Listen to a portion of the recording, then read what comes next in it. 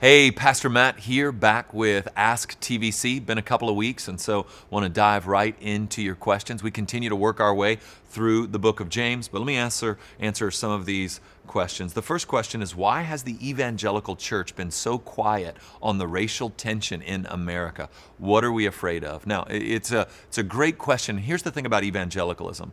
Evangelicalism is so large that you might be in a segment of it that is silent, but if you look around, even if you do a little Googling, you'll find that there's a whole segment that has not been silent at all. Like if I think about the world, the evangelical part of the world that I'm in, I know that Kainos held a summit in Memphis at the Lorraine Motel, and I was a part of that. The ERLC just finished their national conference, and the whole point of the national conference was over racial issues and racial reconciliation, how to think rightly about these. Almost everywhere I go right now, there's an emphasis on diversity and a growing diversity in local churches. And so from where I sit, I just see that evangelicalism is doing their best to enter this fray, and I'm sure there are those that are trying to avoid it, and the list of things of what they might be afraid of is extensive. Race issues are extremely sensitive.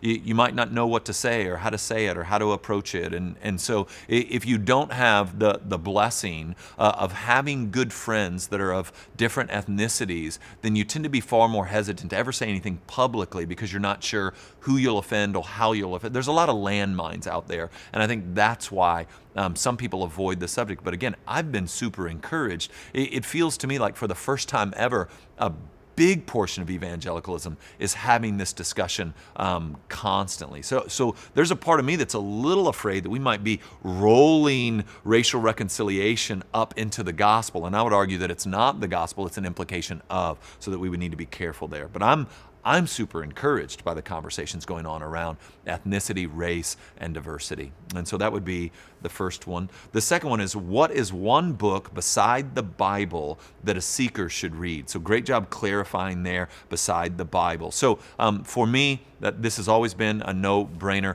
Mere Christianity by C.S. Lewis is, if I'm walking with a guy who's an unbeliever, who has authentic, legitimate questions, him and I just walk through that book together. And so that's the one I would recommend to you there. Some people would say Tim Keller's book, The Reason for God. Love that book also. I just like Lewis because I'm most familiar with Lewis.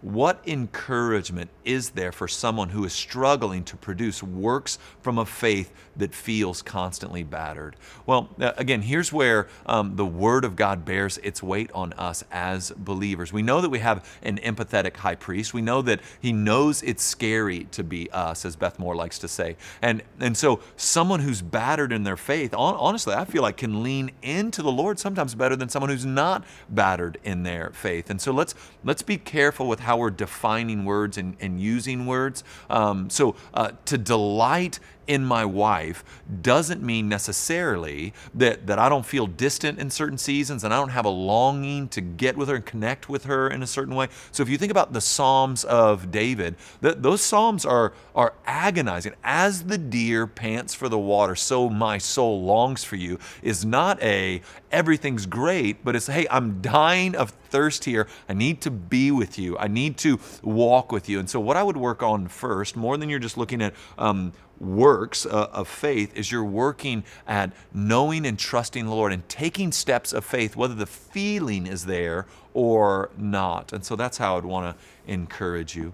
The next one here is, does the warning to teachers also apply to those teaching in schools or only to spiritual teachers? Well, if you're asking me if a history teacher has the same scrutiny from the Lord on them that, say, someone who's teaching through the book of Romans has on them, I would say no, that same scrutiny isn't there. Now, if we're talking Christian school and the responsibility to take history and show how God's sovereign will has been weaved through that, so if you're talking Christian school context or something like that, homeschool context, then I think there is some more scrutiny placed on the one who's trying to shape and help someone understand God's goodness via the Word of God in their life. But it's clear in the book of James that he's talking about those who are spiritual teachers.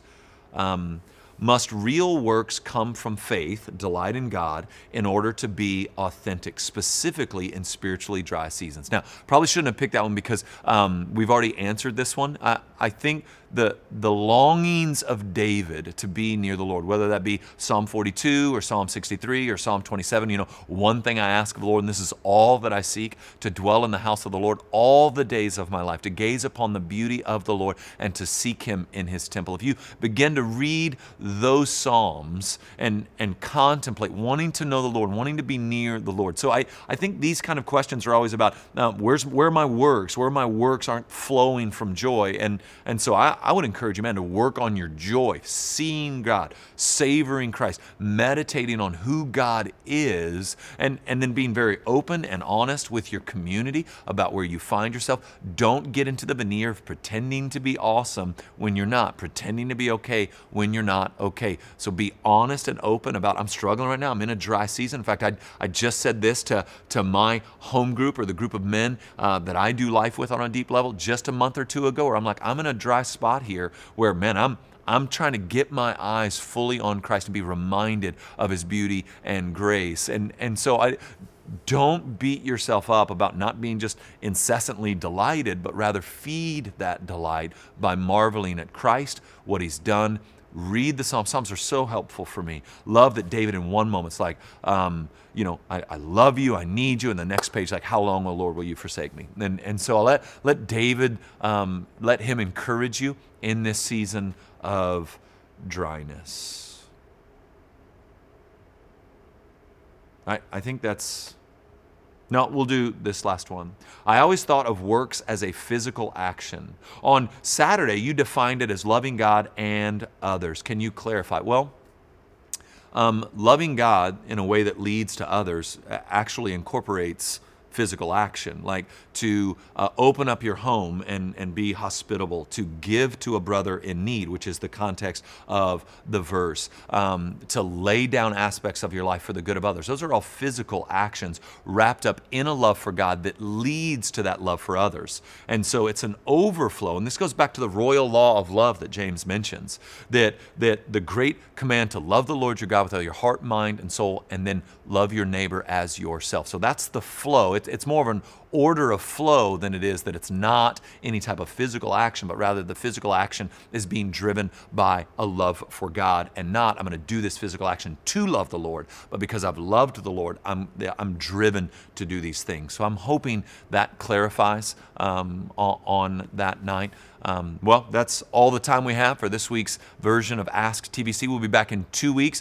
This weekend, we're taking a break from James, in that we're going to be in John chapter 12 for Easter weekend. And so be praying, regardless of villager or non-villager, that you would be praying that God would profoundly move this weekend across the world as men and women hear the gospel of Jesus Christ, men and women who are nominal, if not saved at all, who are going to come into church simply because it's Easter. And so be mindful to be praying for your pastor this week, and be praying for the word to go out and be received by many. Love these times with you. Be blessed.